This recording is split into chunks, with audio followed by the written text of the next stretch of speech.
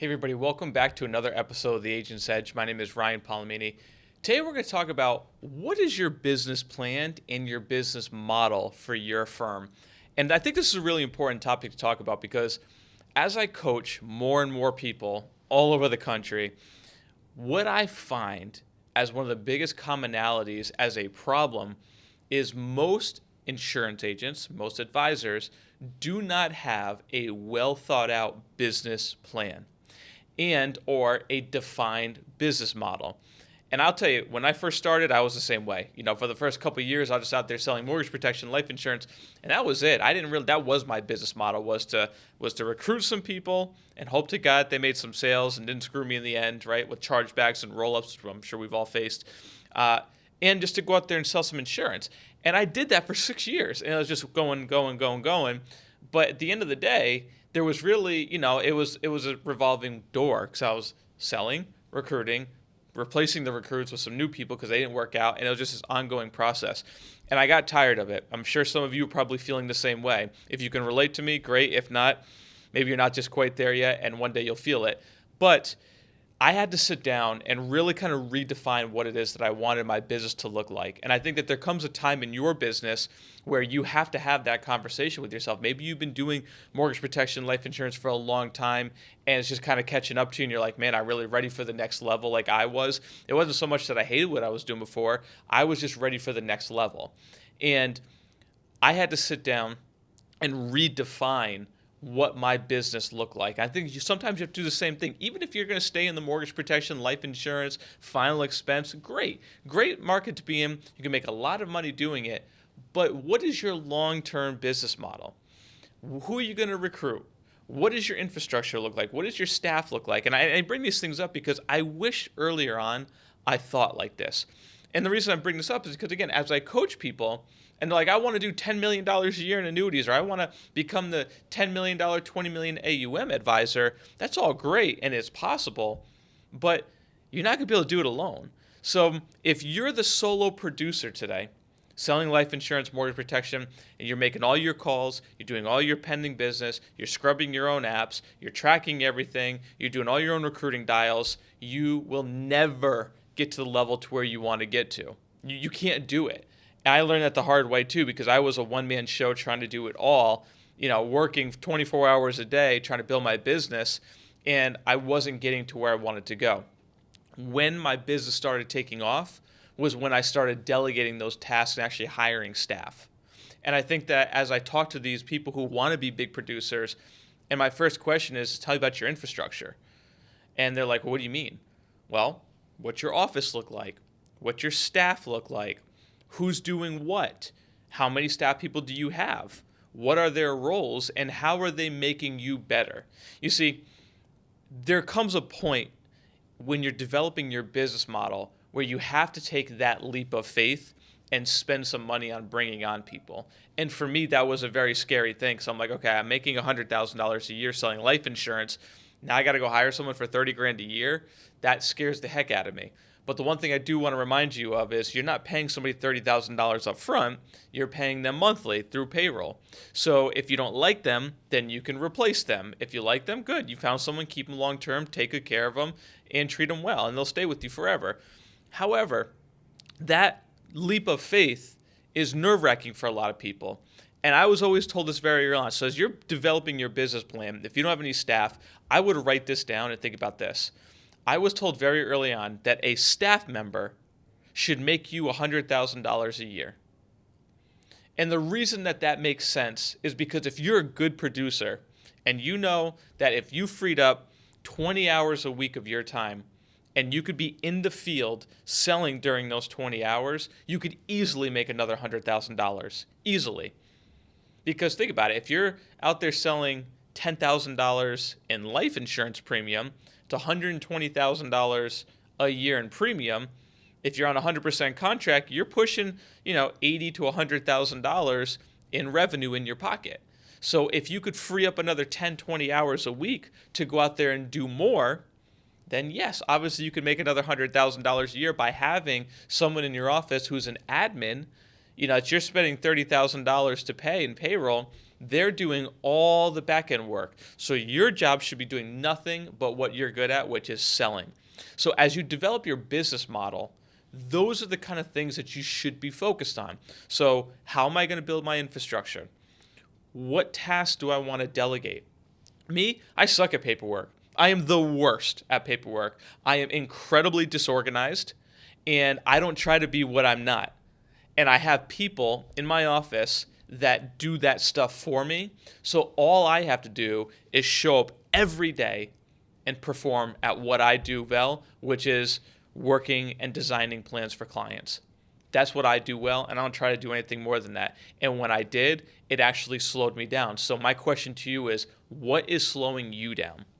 So as you build your business model, you need to build all of that. And I would write this down. These are the things that are slowing me down. These are the things that are costing me money. These are the things that blah, blah, blah, blah, okay? Write down what's holding you back in your business. And as you develop your business model, what you need to write down is, I am committed to doing this. I am committed to changing this. I'm committed to hiring a person within the next 30 days. See what happens when you hire somebody and they're the right person.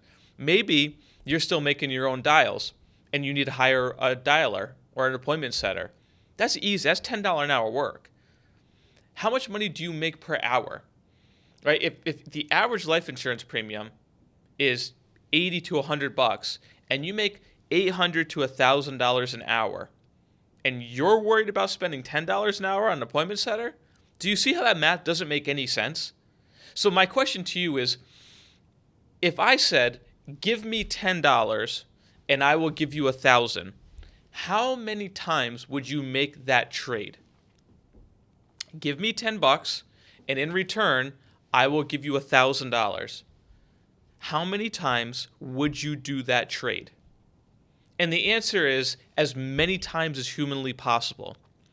So my question to you, if you're the solo producer out there doing your own dials, your own admin work, why are you not making that trade?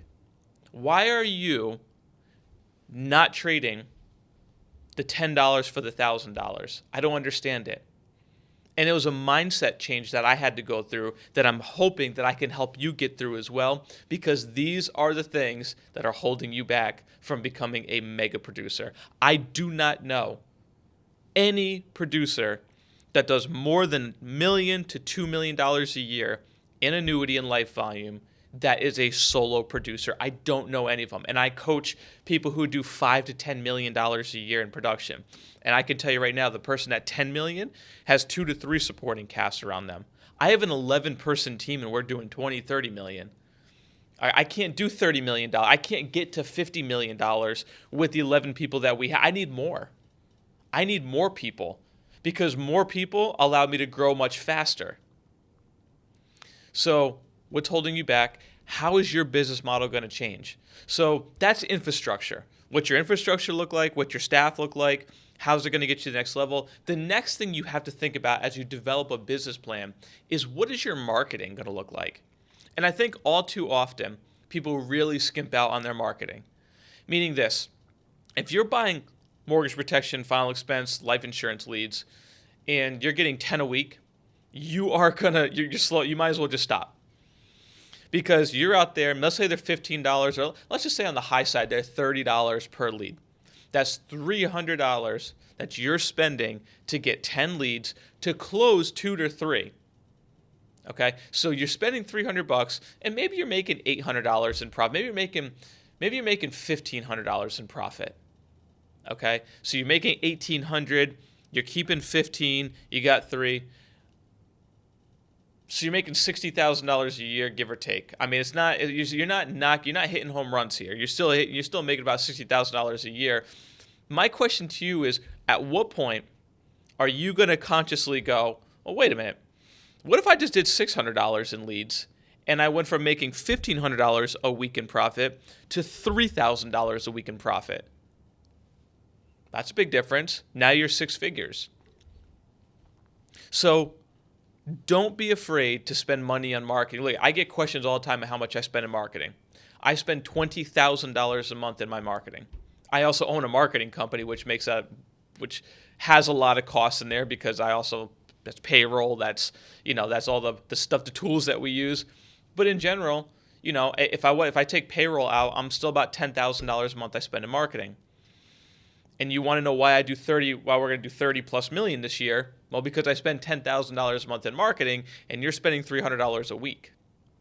A big difference. I'm not saying you need to go from 300 to 10,000, but I do think that you need to step it up because marketing is the lifeblood of your business. Leads are the lifeblood of your business. And if your business plan is built around you just taking 10 leads a week, you're never going to get to that next level.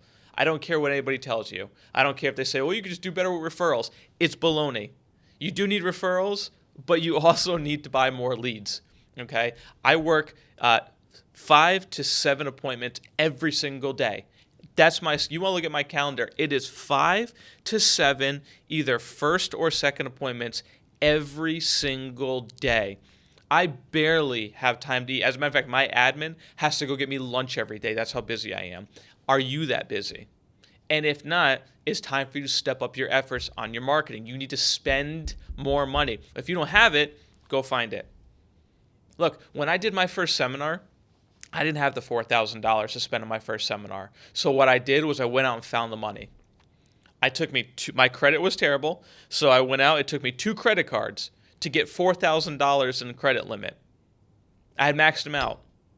I didn't have any other choice. It was that or I was going to keep doing what I was doing and not getting ahead. So I had to take a leap of faith. So I'm asking you, what is your leap of faith going to look like? How is that part of your business plan? How is that going to get you to the next level?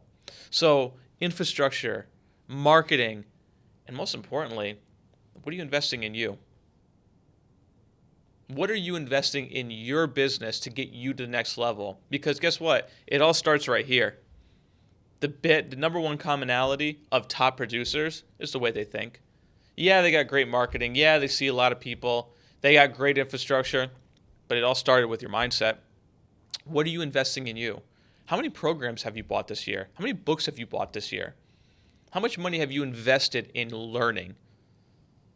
I'm not saying my course is everything you should do, but have you got my course? I get calls every single day. Ryan, how do I do $5 million a year in production? I have an 11-hour course on that. Are you willing to spend the money for it? And if not, no problem. I'm not saying you have to, but don't ask me that question if you're not willing to invest. If you're in life insurance, you want to learn how to sell more life insurance. There's a lot of good courses out there on life insurance. What are you willing to do to invest in you and your business? Are you willing to spend $500 to $1,000 to learn what it takes to make multiple 6 figures?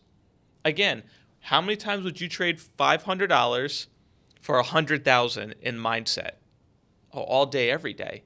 But why are you not doing it? So I want you to think about these things as you develop your business plan. I want you to sit down and take some time to think about a business plan and develop that business plan mentally and then put it on paper and make a commitment to yourself. I am committed to doubling my marketing budget. I am committed to hiring my first staff person. I am committed to spending X amount on my personal development to get me to the next level, to understand what it takes to be a top producer. Those are the type of commitments you need to make to yourself. It will get you to the next level. I promise you, you have to believe in you because no one else is going to. I don't care what anybody says. You have to rely on you. And if you do, and you take it seriously, you will get to the next level. Listen, thank you so much for watching this episode. If you like it, hit the like button for me. Listen, if you're watching these videos and you haven't subscribed yet, help me out. Hit the subscribe button. We appreciate it. We look forward to seeing you on the next episode.